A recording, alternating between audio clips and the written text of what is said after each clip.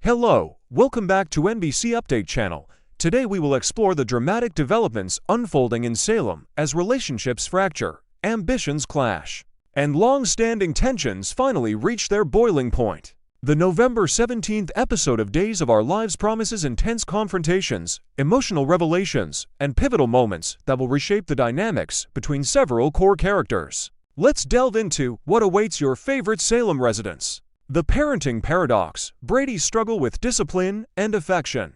Brady Black faces one of the most challenging aspects of parenthood that transcends generations and social classes. Maintain consistent discipline while navigating the emotional needs of a child. When his daughter Rachel orchestrates an elaborate prank involving a pumpkin, Brady recognizes that this behavior requires correction.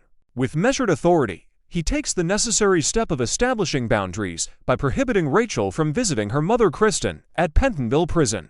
This consequence represents more than just a punishment.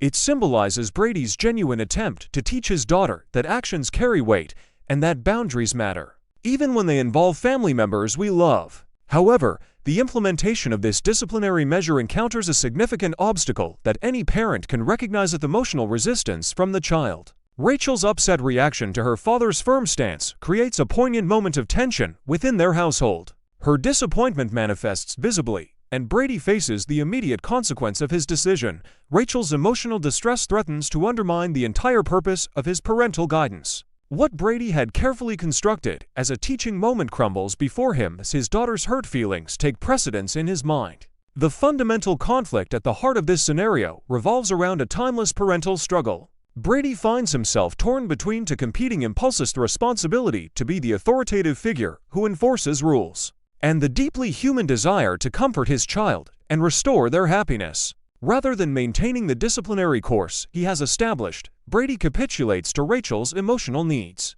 He essentially reverses his own ruling, prioritizing his daughter's momentary contentment over the long-term lesson about consequences. In this reversal, all the progress Brady had achieved through his initial firmness evaporates like morning mist, replaced by the unrestricted admiration Rachel now holds for her father. In Rachel's eyes, Brady transforms from the authority figure enforcing consequences into the coolest girl ever, a characterization that reflects how quickly children's perspectives shift when rules are abandoned in favor of indulgence. This dynamic illustrates a pattern that will echo through the episode: the perpetual challenge of maintaining conviction in the face of emotional pressure. A theme that manifests differently, but with equal intensity, in the struggles facing other characters in Salem.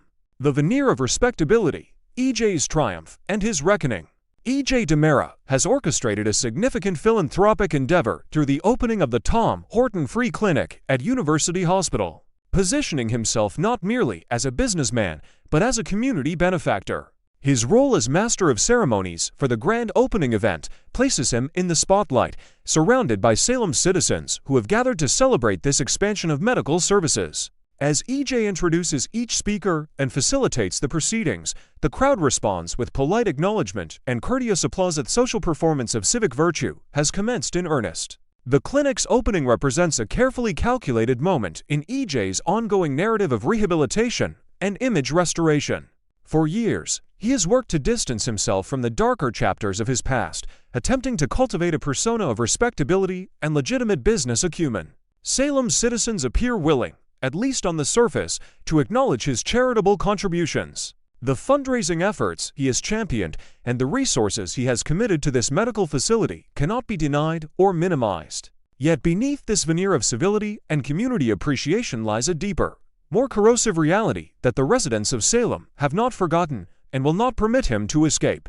While EJ basks in the temporary glow of his philanthropic achievement, the narrative swiftly pivots to a far less flattering perspective. The citizens of Salem maintain a collective memory that transcends momentary charitable gestures. They possess a comprehensive archive of his transgressions finis that span the entire moral spectrum, from criminal conspiracy to emotional manipulation, from betrayal to calculated cruelty. What Salem's residents understand, even if unspoken during the clinic's opening ceremony, is that charitable works do not erase the fundamental character of a person. A single act of generosity cannot undo a lifetime of questionable decisions and harmful actions. The comparative perspective emerges starkly when one considers that EJ's accumulated sins place him in company with Salem's most notorious figuristas who have committed murder, perpetrated sexual assault, engaged in blackmail, and practiced systematic infidelity. In the hierarchy of moral transgression within Salem, EJ occupies a significant position that no amount of clinic funding can alter. The subtext becomes clear. EJ's moment of triumph at the clinic's opening will be overtaken by judgment. His attempt to rewrite his narrative through philanthropy will be interrupted by those who refuse to accept his self-constructed story of redemption. The convergence of judgment, Belle and Eric's reckoning. The afternoon following the clinic's opening transforms into an intervention of sorts, the one executed with anger rather than therapeutic intent. Belle DeMera finds herself drawn into a confrontation with EJ. Motivated by her escalating frustration over the complex situation involving her sister Sammy and EJ's inappropriate involvement in her personal life. The tensions between Belle and Sammy have been mounting, particularly regarding Sammy's brief romantic entanglement with EJ, a connection that has ignited Belle's protective instincts and moral indignation. Belle's ire stems from multiple sources. She views EJ's role in this dalliance not as a momentary lapse by a lonely widow, but as predatory behavior from a man who understands how to manipulate vulnerable women. The fact that her sister Sammy would entangle herself with EJ, especially given his extensive history of deceit and betrayal, frustrates Belle immensely. Rather than simply confronting Sammy about her questionable choices, Belle has decided that EJ himself deserves to face accountability. If Sammy will not acknowledge the problematic nature of her decision, perhaps EJ can be confronted about his pattern of corrupting the women around him. Eric Brady, Sammy's ex-husband and perpetual moral compass of Salem, arrives on the scene with his own grievances. He too has recently learned of Sammy's latest engagement and has struggled to comprehend her reasoning. When she rebuffed his concerns, Eric found himself forced to redirect his frustration toward the individuals he perceives as truly culpable in Sammy's ongoing pattern of self-destructive relationship choices. EJ becomes an obvious target embodiment of everything Eric believes corrupts and destabilizes Sammy's life. Yet Eric's grievances extend beyond Sammy's current engagement. He carries with him unresolved anger regarding EJ's complex and troubling history with Nicole Walker, a woman Eric cares deeply about and whom he has tried unsuccessfully to protect from the predatory behavior of unscrupulous men throughout her life. EJ's treatment of Nicole, his manipulation of her emotions, and his calculated use of her vulnerabilities all become additional charges in the accusation Eric levels against him. Together, Belle and Eric form an impromptu tribunal. They take turns articulating their various grievances, their accusations growing more pointed with each exchange. EJ finds himself cornered, unable to escape the dual assault of their collective disapproval. The man who moments before stood triumphantly opening a charitable clinic now faces the reality that no philanthropic gesture can shield him from the scrutiny of those who demand personal accountability. The significance of this confrontation extends beyond the specific grievances of Belle and Eric. It represents a broader theme within days of our lives that one's past actions, particularly those involving the manipulation and hurt of others, maintain a persistent power. No matter how much time passes or how many good deeds are performed, the consequences of harmful behavior continue to reverberate through the lives of those connected to you. Perception and reality at Titan, Sarah's watershed moment. Within the corporate corridors of Titan Industries, a subsidiary organization that has historically served as both a business engine and a nexus of corporate intrigue, complications have emerged that force Sarah Horton to confront uncomfortable truths about her romantic partnership. The chaos unfolding at Titan extends beyond mere business disagreements or strategic miscalculations. It involves implications that touch upon the character and reliability of the people closest to her. Sarah has maintained a relationship with Xander Cook, a man whose past is itself a catalog of questionable decisions, moral compromise, and criminal association. Yet over time, Sarah had come to view Xander differently as someone capable of genuine reform, someone worthy of the second chances that soap operas so frequently afford to reformed villains. Their connection has developed into something that Sarah believed could endure the various challenges thrown at them.